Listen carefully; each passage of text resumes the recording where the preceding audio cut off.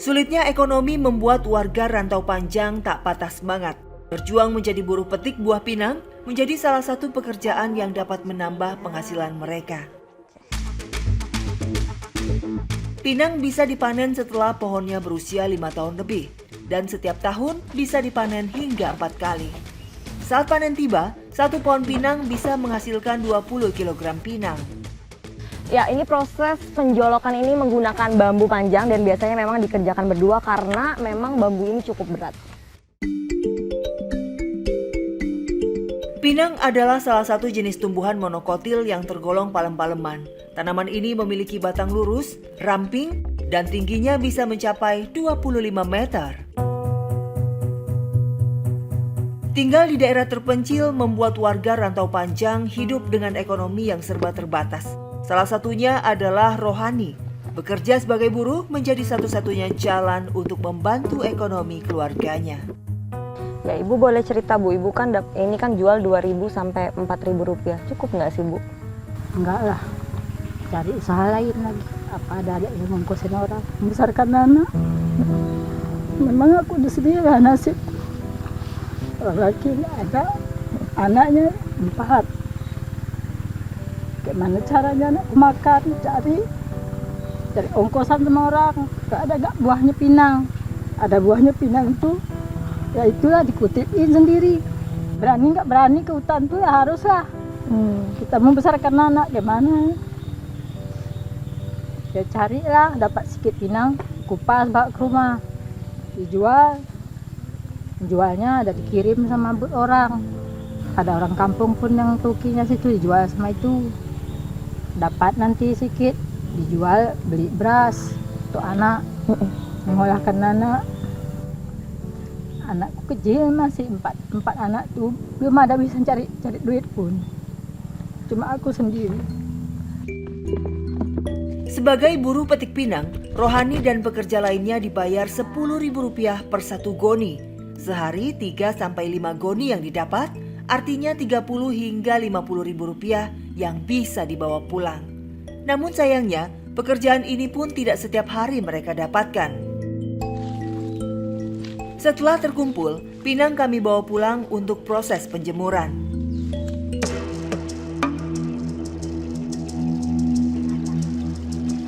Sebelum dilakukan pengupasan, biasanya buah pinang dijemur terlebih dulu agar mudah saat memisahkan biji dengan cangkangnya.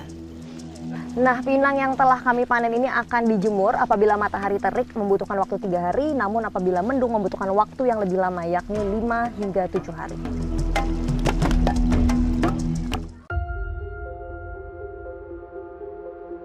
Setelah kering, buah pinang kemudian dibelah. Di tangan terampil para buruh, buah pinang dengan mudah dibelah menjadi 2. Pas dapat aja. Selama turun-temurun, masyarakat Indonesia hanya memanfaatkan buah pinang sebagai ramuan yang dimakan bersama sirih. Padahal, dari hasil penelitian, jika biji pinang diolah menjadi produk pangan, bisa mengatasi berbagai jenis penyakit. Tak hanya buruh, pemilik kebun pun juga sangat kesulitan untuk menjual hasil pinang mereka. Salah satunya Bu Fitri. Setiap panen melimpah, harga pinang anjlok, bahkan tidak laku dijual. Ibu dalam sehari bisa kupas berapa pinang, Bu? Satu hari itu kami ngupas pinang ini 5 kilo satu hari itu. Itu dijualnya cuma 20.000. Kadang-kadang dia satu bulan itu kami dapat 300.000. Biaya untuk anak sekolah dan belanja di rumah. Cukup nggak cukup harus kami cukupkan belanja untuk di rumah. Ya anak kami semua sekolah harus kami biayai. Harga pinang tidak ada, Bu. Harus kami cukupkan semua. Ya sekarang kami minta sama yang ini, tolonglah jalan kami dibaiki. Tengoklah keluarga kami ini, Bu, semuanya harus tengoklah kami yang susah ini di desa yang ini, Bu. Apa sih harapan Ibu sendiri? Tolonglah kami ini, tengokinlah semua yang masyarakat kami ini, tolonglah dibantu. Harga pinang minta tolong kami ditinggiin, jalan kami tolong dibagusin.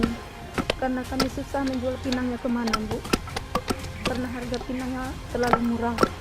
Tidak cukup untuk keluarga kami di ini, untuk anak sekolah kami.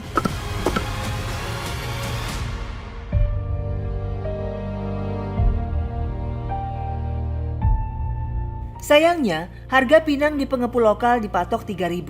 Padahal di kota Langsa, harga bisa mencapai Rp5.000 per kilo.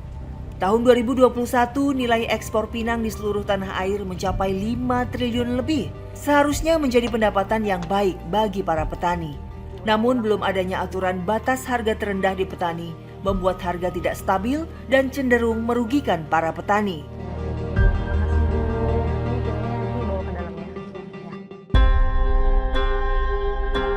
Selain hasil kebun, Sungai Aceh Timur menyediakan banyak manfaat bagi warga rantau panjang. Salah satunya mencari ikan. Menjaring menjadi alternatif penghasilan tambahan untuk memenuhi kebutuhan mereka. Mencari ikan seperti ini sangat tergantung dengan alam. Jika sedang tak beruntung, maka tidak mendapatkan hasil apapun di dalam jaring. Dari tadi saya beberapa kali mencoba untuk menjala ikan, tetapi agak sulit menurut saya sendiri. Dan ini pun harus dihadapi oleh warga di sini setiap harinya untuk memenuhi makanan mereka sehari-hari. Karena ikan yang ditangkap akan dijadikan sebagai lauk untuk makan.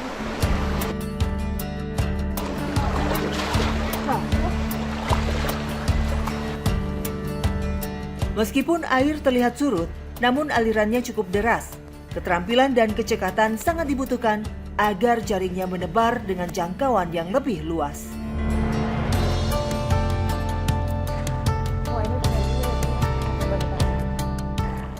Nah, ini setelah melalui beberapa kali percobaan menjala ikan, akhirnya kita mendapatkan 2 ikan yang ukurannya cukup besar dibandingkan yang tadi. Dan ikan-ikan ini akan dijadikan lauk untuk makan ya Bu ya. Hidup yang serba sulit itulah yang dirasakan warga desa Rantau Panjang. Dan selama puluhan tahun tidak terjadi perubahan penting selama mereka tinggal di sini. Tak kenal lelah dan menyerah, mereka berjuang untuk bisa bertahan hidup dari berbagai sumber penghasilan yang ada. Salah satunya Ibu Rahma. Bu, kenapa Bu harus sampai cari ikan ke sungai? Udah gitu belum tentu dapat lagi kayak sekarang. Karena jauh dari pasar kan, payah duitnya pun, mereka payah ini cari ikan dalam untuk lauk makan sehari-hari. Karena ke simpang jauh, segala cari aja makan sendiri di sini dari jalan kan. Jadi menjala ikan ini dijadikan warga sebagai cara mereka untuk bertahan hidup. Apalagi ketika di masa-masa ketika mereka tidak memiliki penghasilan atau pendapatan sama sekali. Ditambah kalau harus berbelanja ke pasar, itu harus naik boot yang membutuhkan biaya dan juga jarak yang sangat jauh. Tampaknya bukan hari keberuntungan bagi Rahma dan ibu-ibu lainnya. Pun mendapat sejumlah tangkapan, namun tetap tidak cukup untuk dijual. Nah, kebetulan untuk saat ini memang hasil tangkap ikannya tidak banyak, namun berapapun hasilnya warga akan menggunakan ini sebagai lauk mereka. Terkadang kalau alam sedang berbaik hati, jumlah ikannya banyak, itu juga bisa dijual dan dijadikan sebagai sumber pendapatan mereka. Kondisi ekonomi yang serba terbatas membuat warga lebih berhemat untuk kebutuhan perut mereka. Solusinya dengan membuat makanan sederhana seperti sayur ikan masam jaing. Bahannya berasal dari hasil tangkapan ikan dan kebun mereka sendiri. Cabai, kunyit, jeruk nipis, dan tentu saja ikan. Ya, saat masak warga menggunakan bumbu-bumbu yang seadanya karena warga kesulitan untuk ke pasar. Mereka harus menaiki perahu motor atau boot dengan jarak 20 km dan itu sangat jauh. Proses pembuatannya cukup mudah. Pertama-tama, ulek semua bumbu yang telah disediakan.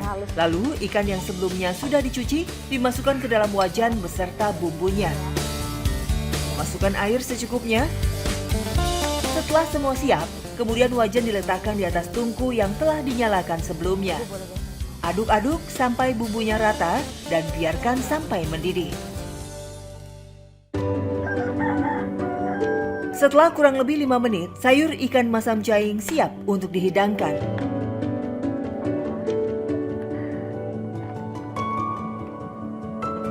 Meskipun prosesnya sederhana, ternyata sayur ikan masam jaing enak dan rasanya tidak kalah dibanding dengan masakan yang biasa dijual di rumah makan. Ibu ada harapan apa Bu dari hati Ibu paling dalam Bu supaya hidup Ibu bisa lebih baik lagi Bu? Itulah harapan kami di sini untuk bisa maju, mendirikan pasar yang bisa berjalan untuk berikan makan untuk anak-anak kami kan. Bisa kan orang ngasih makan tahap apa nanti kan kalau ada duit kan bisa kita beli sini. Kami minta lah sama Pak Jokowi itu memberikan pasar. Besar harapan dari warga tentunya ada pasar yang letaknya dekat ya dari desa Rantau Panjang ini, sehingga mudah diakses oleh warga untuk mereka bisa berbelanja kebutuhan sehari-hari.